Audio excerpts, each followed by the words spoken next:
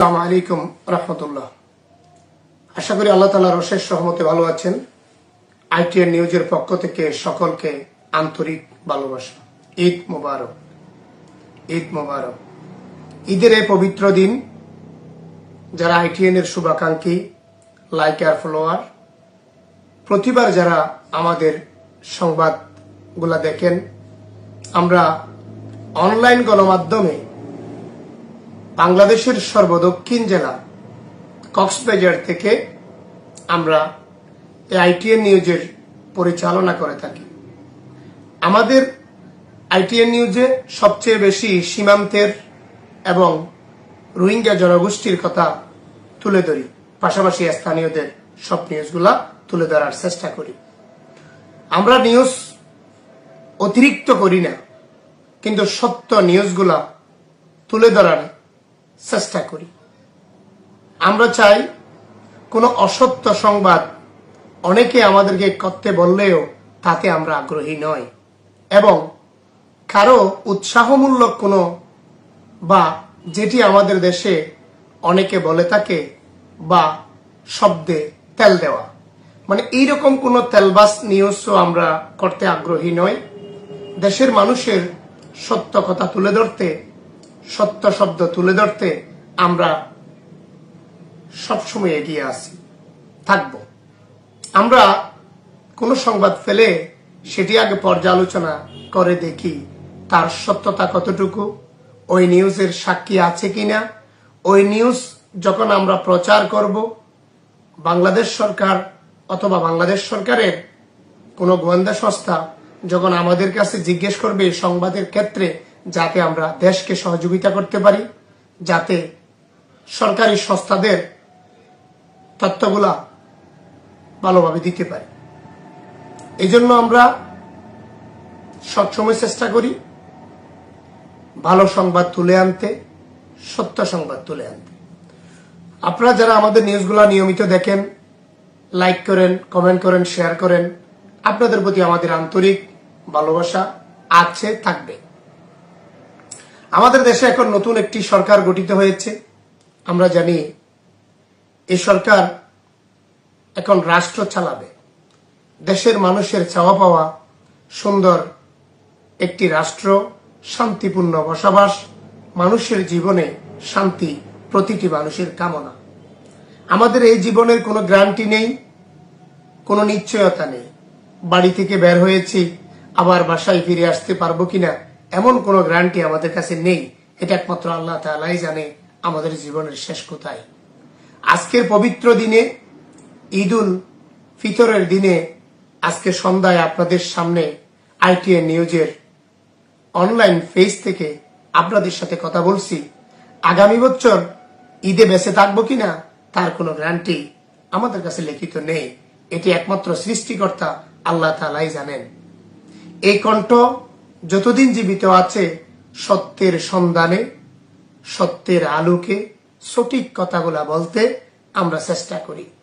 কারো উপরে চাপ সৃষ্টি করে বা আমাদের উপর কেউ চাপ সৃষ্টি করে কোনো সংবাদ প্রচার করাতে চাইলে আমরা সেটা থেকে অনেক দূরে থাকি।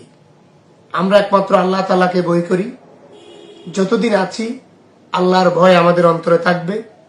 যিনি আমাদেরকে সৃষ্টি করেছেন, যিনি আসমান জমিন, দুনিয়াদারি, আকাশ বাতাস, নদী নালা, গাছপালা, সমস্ত মখলুকাতের একমাত্র পালনকর্তা, সৃষ্টিকর্তা আল্লাহ তাআলা, সেই আল্লাহ তাআলার প্রতি আমাদের ভক্তি, শ্রদ্ধা, আমরা আল্লাহর গোলামি করি। তাই পৃথিবীর কোনো মানুষের গোলাম আমরা নয়। আমরা মানুষ হিসেবে মানুষের সুখ দুঃখের কথা তুলে ধরি, মানুষের সামনে ভালো কিছু বলার চেষ্টা করি, নির্যাতিত নিপীড়িত মানুষের, মুসলিম উম্মার কথাগুলা তুলে ধরি। আমরা এখান থেকে দেখেছি সারা বিশ্বে এখন মুসলমানরা সবচেয়ে বেশি নির্যাতিত।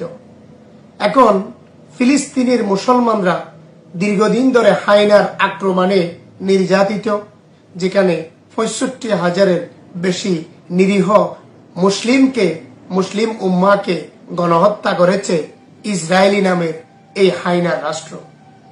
এভাবে ইরানের মুসলমানরা, ফিলিস্তিন, লেবানন, পাকিস্তান, আফগানিস্তান সব জায়গায় এখন মধ্যপ্রাচ্যে উত্তাল যুদ্ধ চলছে। সবচাইতে বেশি বর্তমান সময়ে মুসলিম উম্মা নির্যাতনের শিকার। অনেক জায়গায় মুসলিম উম্মারা না খেয়ে আছে।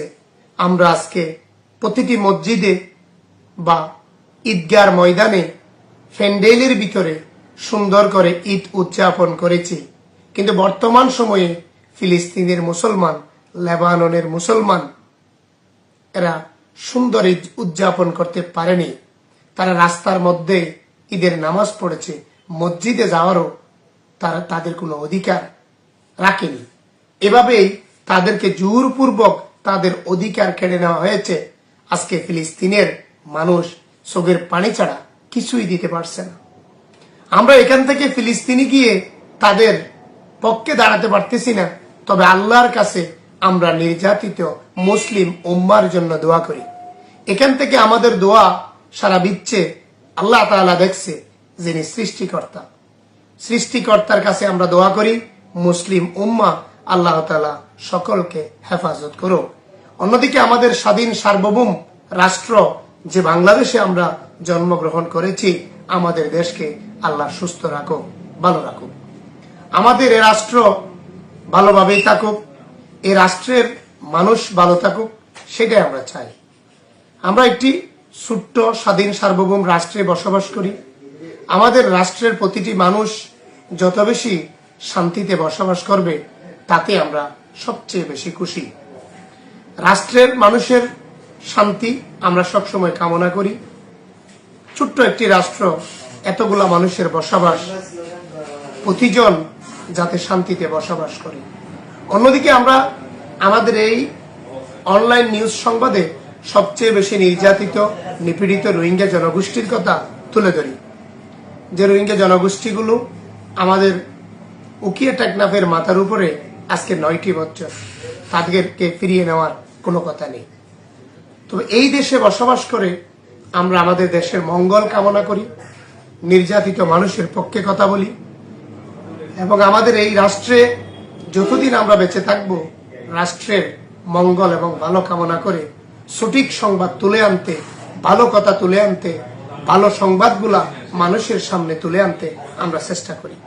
আজকে ঈদ শুভেচ্ছায় ITN নিউজের পক্ষ থেকে আমি ITN নিউজের সম্পাদক হিসেবে আমাদের যারা ফলোয়ার, লাইকার এবং আমাদের নিউজ সংবাদ যারা সবসময় পড়ে থাকেন বা দেখে থাকেন, সকলকে আন্তরিক ভালোবাসা ও মোবারকবাদ জানিয়ে আমি আমার লাইভ এখানে শেষ করলাম। আসসালামু আলাইকুম ওয়া